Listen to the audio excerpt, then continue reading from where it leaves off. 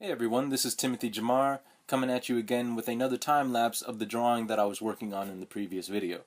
This time around, I was focused mostly on Alfredsson's shirt, his socks, and his skates, particularly his skates. A lot of intricate details down there, and, to be honest, sometimes when you got a lot of intricate detail work, and you know it's going to be difficult, you just kind of want to get it out of the way. So, that's what I did for this video. The commentary for these videos is going to be kind of, just sort of free-flowing, just saying what's coming to mind, talking about what's going on in the video a bit. So I'll try to keep the uhs and ums to a minimum, and I hope you just sit back and enjoy what you see. So for those of you who are paying attention, you might have noticed that there was a very abrupt cut there. And that's because in order to film these videos, I have to prop my phone on top of my TV and tape it into place on an angle so that it's facing the ground. I don't have a tripod for my phone. Well, what happened was, it's pretty humid where I live, and I guess the tape decided to give up the ghost and drop my phone to the floor. Now, thankfully, the video was fine, my phone was fine, nothing shattered or anything.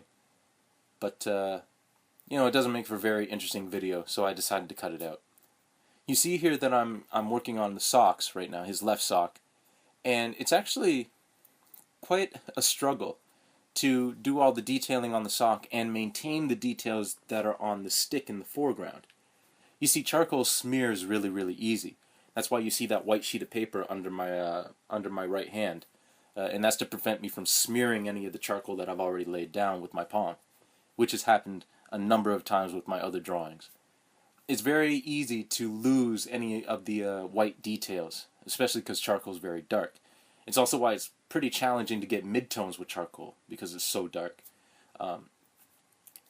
So right now, you see that I'm working on the skate, and again, very intricate details, a lot of work with really skinny blending stumps and charcoal pencils.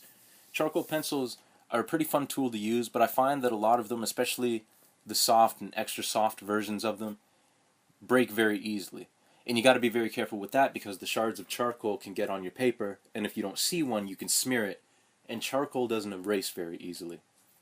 So, and it's also very difficult to be mindful of where all the highlights and shadows are. The way I do my drawings is very much like a color by numbers. So, the difference is, I don't number everything, It's sort of like just looking at the reference material and seeing where the shadows and the highlights are.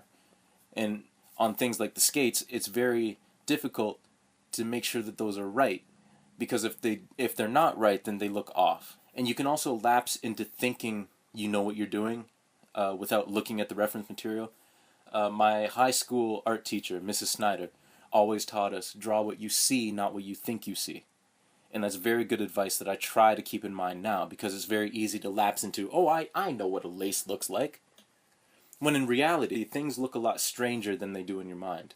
The actual setup for my drawings, I actually set them up a lot like an English artist by the name of Malcolm Morley. He does a lot of photorealistic work.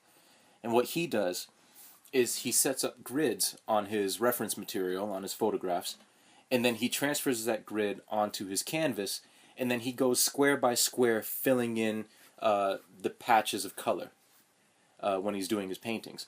Myself, I lay down the grid and then I fill in with pencil. I fill in the entire drawing, and then I go back in after I'm done the outline and I fill in with charcoal. I first became privy to Malcolm Morley's work thanks to my second year drawing painting teacher in university, Professor Kim Moody. Shout out to Kim Moody. He's a practicing artist himself, and he was bringing in examples of photorealistic work for the class, and that's when I learned about Malcolm Morley's work. And his work focuses a lot on vehicles, on traffic, and on sports, actually. And I had never seen sports artwork like that before. A lot of times when you think of sports and visual arts, they're two separate worlds, which is, kind of unfortunate, because I think the two connect so well together, which is what I tried to do with my artwork. So seeing that a professional visual artist was doing sports work was eye-opening to me, and it kind of shaped what I do a lot with my own artwork. Not even necessarily with sports, but just my approach with my artwork. So right about this time, I looked at the clock and realized that I had to go to work. So I had to cut this session short at around 40 minutes. It's a lot longer than the last session when my phone decided to die on me. But I still like to do a much longer session and really go in depth. So be on the lookout within the next couple of days. I'm going to post another video. I'll probably be working on this drawing tomorrow, and I'll videotape that and get the video set up and you guys can see it. So stay tuned for that. Hope you enjoyed what you saw. I'll check you all out later. Take it easy.